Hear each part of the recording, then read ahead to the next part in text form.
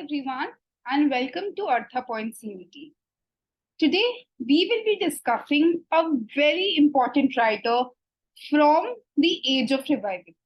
Now, we have a lot of writers when we speak of the age of revival. We have already spoken about the history of age of revival.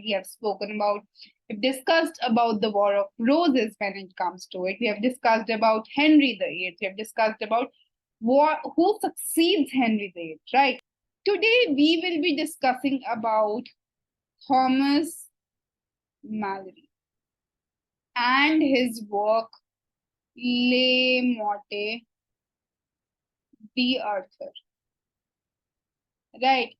This forms a very crucial work. This is one of the most renowned work when it comes to the age of revival. So there's a surety that you will get one question or two questions out of this age of revival. One would be from Thomas More's work, or could be from Tyndale's Bible, and the other would be from Thomas Malory's Le Morte'd Arthur. Therefore, it becomes very necessary to understand who Thomas Malory was, what was his connection to Henry VIII, how did he become so famous, and what is this work Le Morte'd Arthur. Now, when we talk of Thomas Malory, so before getting into his work, let us just get a scope of who he was and what background did he belong, right? So when we talk of Thomas Malory, he was a layman writer. Now, what does a layman writer mean? It means that he did not have any professional knowledge, or he did not write using any ethics that were there or any rules that were there in the literature. He was a layman writer. He used to write for the public, right? One more thing very interesting to know about Thomas Malory is that his true identity is still not known to us, right? So we do not know who really Thomas Malory was. But we know that he was given knighthood in the year 1441. So this is crucial for you to know, because this Le Morte'd Arthur, it revolves around King Arthur and his round table. In the past lectures, we have already discussed about King Arthur and his round table. So you can go back to the lecture and learn more about it. So this knighthood that he was given, it had a very crucial role to play in his works, right? He also served British Parliament. So he served the British Parliament. But now this becomes interesting. So he served the British Parliament, but he started committing crimes, such as he committed theft. He was involved in rape. However, even after committing so many crimes, he was given the royal pardon. So he was a very close friend, a very close part of the court of Henry VIII, and therefore he was given royal pardon. So now royal pardon means that you will never be convicted for any crime that you commit. So he was given the royal pardon. आप कुछ भी गलत करो, आप rape करो, आप theft करो, आप कुछ भी करो, आपको एक रॉयल पार्डन दे दिया गया है. So he was given this royal pardon. Now, what happened is, now this is again very interesting. After some time, he was excluded from this royal pardon. We will discuss why he was excluded from this royal pardon. But after some time, he was excluded from this royal pardon and he was imprisoned for life. Right. And it is here in prison where he started writing Le Morte'd Arthur. Right.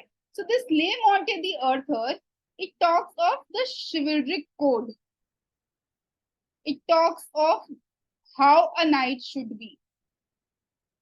It talks of King Arthur. And it highly represents King Arthur. It represents King Arthur in a very, very positive light, and his knights, along with his knights, right? Now, the question comes, so this was again asked in one of the paper, as to what does the title Le Morte'd Arthur means. So Le Morte'd Arthur means death of Arthur. Right, so it means death of Arthur, and we see that throughout this text, so there are 8 books, 8 parts of this particular work. However, Thomas Malory was not able to complete the 8th part. So these 8 parts, it shows how King Arthur, even after winning over the whole of the kingdom, even after having 12 knights to him, how he was deceived by the people that he trusted the most, right? So we will be discussing that when we will discuss the text. Let us come to the text. Le Morte'd Arthur. So this text was written somewhere in between, it was completed between 1469 to 70, in between that time. And it is one of the most famous texts that is written in the Arthurian literature. Right. Now, it was revised and it was reprinted by William Caxton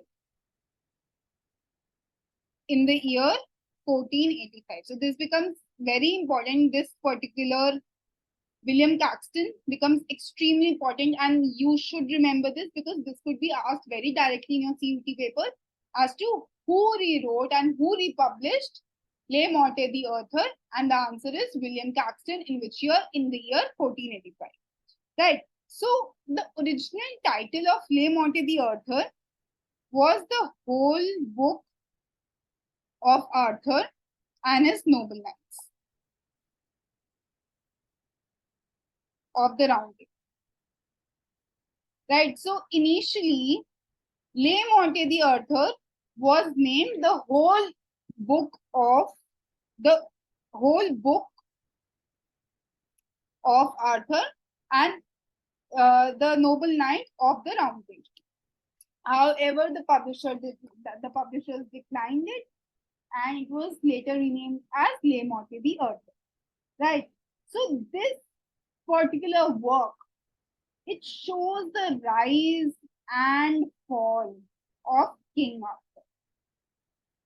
It mentions a lot of his knights, some very crucial, some not so crucial, but it shows how King Arthur began his journey, how he rose to the power, and eventually how did the kingdom fall, who was majorly responsible for his kingdom, what was the reason, why did his kingdom fall. So this is all is captured in this particular text. We also see a very, very crucial character in this work, that is Lancelot. Now, Lancelot was a part of the 12 knights at the Round Table. Lancelot was part of it, and Lancelot had a relationship with Guinevere.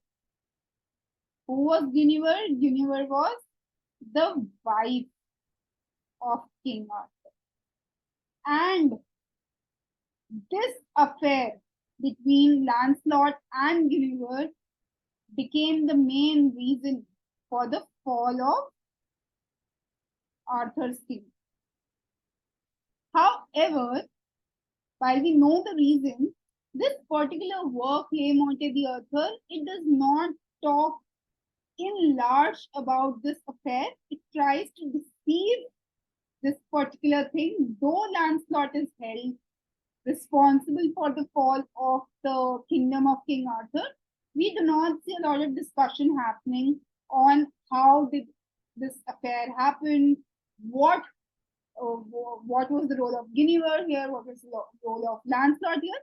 So it talks about this affair in a very minimal context. Right. Now the main source of this text is, this is again very important, Geoffrey Marmot's Historia Regum Britannica. So we have already discussed Historia Regum Britannia in detail. Go back to the previous lectures if you want to learn more about it. So you must remember that the main source of Le Morte'd Arthur was Geoffrey Monmouth's Historia Regum Britannia. Now, when we speak of Le Morte'd Arthur, so this work also acts as a political commentary. It is basically a political commentary by Thomas Malory. He portrays a perfect kingdom, right? And he wanted the then government to learn more and more about this perfect kingdom. He wanted the then government to learn about how we should not have wars within, because this particular kingdom of Arthur, this kingdom started falling because they started having wars within. So therefore, this came as an indication to the then government that how you should work and how you should not have wars within. Okay, now let us move on to a very crucial part, that is the adaptations. So a lot of poets, a lot of writers have taken Le Morte'd Arthur as a source for their own work. And very famous work is that of Lord Alfred Tennyson. Right. Now, Lord Alfred Tennyson is a Victorian age poet. Right. So we would be discussing more about Lord Alfred Tennyson when we would reach the Victorian era. And he retold this legend in his work, Idylls of the King. So you must just remember the titles. You should remember the titles. You should remember who wrote this particular title, because the source is the same. It's Le Morte'd Arthur. The second work that we have here is Mark Twain.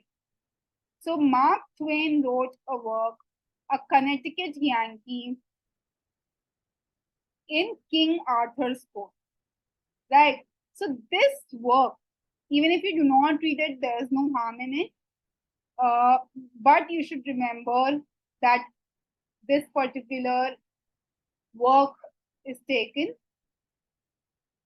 from the sources Le Morte'd Arthur, and it was written by Mark Twain.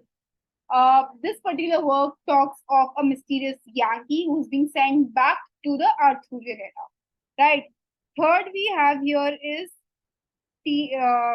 T.H. White's The Once and Future King. Hope you are noting these works, because these can be directly asked in your paper. So you should know what all works have been taken from Le Morte'd Arthur. Right. Fourth we have here is John Steinbeck's The Act of King Arthur and His Noble Knight. Though this work was never completed, but again, this is a part of this work takes Le Morte'd Arthur as a source. And last we have here is Edmund Spenser's Fairy Queen. Right. So we have in large discussed 5 adaptations. We have Lord Alfred Tennyson's Idylls of the King. We have Mark Twain's A Connecticut Yankee in King Arthur's Court. We have T.H. White's The Once and the Future King. We have John Steinbeck's The Act of King Arthur and His Noble Knight. And we have Edmund Spenser's Fairy Queen. Let us move on and quickly discuss the summary of Le Morte'd Arthur. Of course, note down the important points that you must know. You should go ahead and read this text because it is a very crucial text. But for those who wish to just brush up, I will be discussing the summary. Understand what I'm trying to say, and you will be good to go. Right. Now, Le Morte'd Arthur, it begins when it tells us about King Arthur's birth, right? So King Arthur was born to King Uther, who had an affair with a common woman called Ingrid. King Uther and Ingrid had Arthur as their son. Now, Arthur was not of a noble birth. He wasn't a part of any kingdom. He wasn't the noble blood that used that the kingdom blood. He was considered to be a common man, right? Now, Arthur, throughout his life, he was raised by a wizard called Merlin. So for people who love wizards, who love Harry Potter, who love anything that is mystical, they would love this story, right? So King Arthur was raised by a wizard called Merlin. We find that he grew up with a foster father and he was raised by Merlin. So this wizard Merlin, he designed a very special round table for King Uther. This round table, this famous round table that he designed for King Uther, could have 100 knights in total. However, when we see King Arthur rising to power, this round table would only consist of 12 knights. But for King Uther, he had this special round table which consisted of 100 knights in total. Right? King Uther sat as the head of this table. However, when he died, there was nobody to take his place. And it was then when Merlin, he thought of a plan and he said, so there was this sword, again, an important part of this story. There was this sword called Excalibur, which was stuck in a stone. So Excalibur, as you know, the word caliber is a part of it, right? So this sword Excalibur, Merlin said that anybody who would be able to get this sword, who would be able to get this sword to the court, would be declared the king. And Arthur showed his caliber. He got this Excalibur sword and he was announced the king. So Arthur became King Arthur. Right. Now, when we speak of, I've already told you that there were total 8 books or 8 stories. Right. However, Thomas Malory could only complete 7 stories and 8 was not completed. Now, we would discuss each story one by one. So, the first story, it talks of the birth of King Arthur. We have already discussed this. And his rise to power. So, you must know that it talks of birth and rise of King Arthur.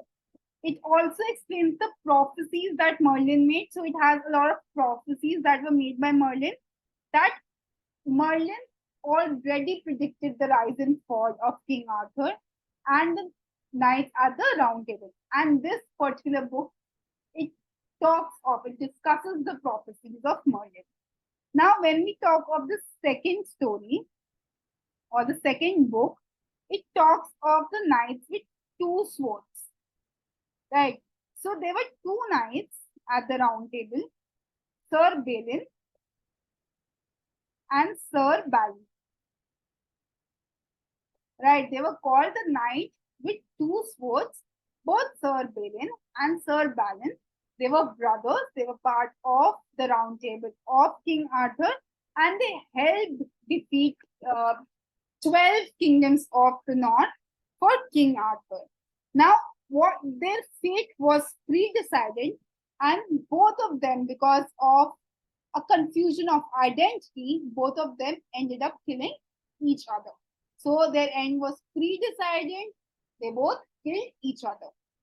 Now, so this particular book talks of the knights with 2 swords. Let us move on to the third story. Now, in the third story, the round table is introduced. This round table, which has 12 lines, it is introduced to us.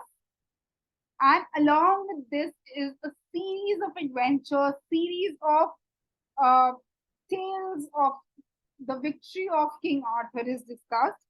We also meet King Pellinore. Now, King Pellinore, we are also told about Sir Gawain. We have already discussed Sir Gawain in the previous lectures. And so Sir King Pellinore was nephew of King Arthur, Sir Gawain, and the Round Table. These particular characters are introduced to us in this third story. It also shows us the marriage of Arthur and his wife, Guinevere. Let us move on to the fourth story. Now, this fourth story,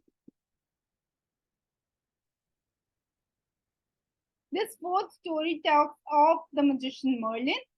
So, Merlin plays a very crucial role in the kingdom of King Arthur because Merlin helped King Arthur win a lot of battles. So, it highly discusses about Merlin. We move on to the fifth story. The fifth story, it basically talks of the Roman emperor. Right. So it basically talks of the battle between the Roman emperor and King Arthur. We see that there's a representative of Roman emperor who arrives at the beginning of this book, and he demands Arthur that he should pay a tax which was liable to the Roman government. Now, this tax was called the truage tax, right? So what was truage tax? Truage tax was the tax that was meant to be paid to the Roman government, the Roman Empire, right? Now, what happened? King Arthur with his knights, they have a discussion and they reject the proposal of paying any truage tax to the Roman Empire. As a result, the Roman Empire, they go ahead and they declare a war against King Arthur. King Arthur and his knights, they accept this challenge. They go to war. They eventually defeat the Roman Empire, the Roman king, and King Arthur reaches Rome and he becomes the king of Rome as well. Right. So it is in this book that we are also introduced to Sir Lancelot. So Sir Lancelot I've already told you that he was the reason that the fall of Arthur's kingdom started happening. So Sir Lancelot is discussed in this particular book, and the remaining 6th and 7th book will enlarge talk about Lancelot. Right. So 6th book, it features Lancelot. Lancelot becomes a central figure. He gains the title of the knight, and he also realizes that he's in love with Queen Guinevere. He knows that it is the duty of a knight that if he falls in love, he would not be able to complete his adventures, and therefore, in order to deceive himself, in order to stay away from Guinevere, he starts going to a lot of adventures, and he starts his quest for the Holy Grail. Now, what is the Holy Grail? Holy Grail has been talked in large about a lot of poets, a lot of writers. So Holy Grail is also mentioned by W.B. Yeats in his work. So Holy Grail is a symbol that when the world ends, Christ would come as a savior and he would save us all, right? So, and it was the duty of any king to send his knights in the quest for this Holy Grail. So, being a very loyal knight, Lancelot also decides that he would go on this quest and he would try to forget all about Guinevere. However, it does not happen so. He comes back, and when he comes back, till then, King Arthur already knows about this affair between Lancelot and Guinevere, and he decides to execute Guinevere, and he decides that he wanted to burn her alive. Lancelot, who realizes that he cannot forget Guinevere and he loves her, he goes ahead and he protects Guinevere, right? So this is a very romantic kind of thing that was happening, a very chivalrous portrayal of what a knight used to be, how a knight used to be, right? So what happens now is that one of the knight of King Arthur, who was also his son. Now, again, a very crucial character, Morte'd. Morte'd was a knight, and Morte'd was also his son. Now, what happens is Morte'd wants to take over the kingdom of King Arthur, and therefore he starts to plot a complete plan against King Arthur, and he tells him that he should go on a war against Lancelot. Furious that he was, King Arthur was extremely furious, and he decides that he would go on a war against Lancelot. Morte'd convinces everybody, all the knights around, that they should go on this battle. Even though King Arthur did not die in this battle, Morte'd convinces everyone, all the knights, that King Arthur is dead, and he takes over the duties of the king. He declares himself as the king. Now, when King Arthur, he finds out what his own son has done to him, he goes back to reclaim his power. He goes on a battle with Morte'd, and it is during this battle with Morte'd that King Arthur dies. Again, a very important thing that you must know is King Arthur's body was sent on a boat to the Isle of Avalon. And it was the last that anybody saw King Arthur's body, because it was sent to the Isle of Avalon for not, it was said that his body should never be seen again. Right.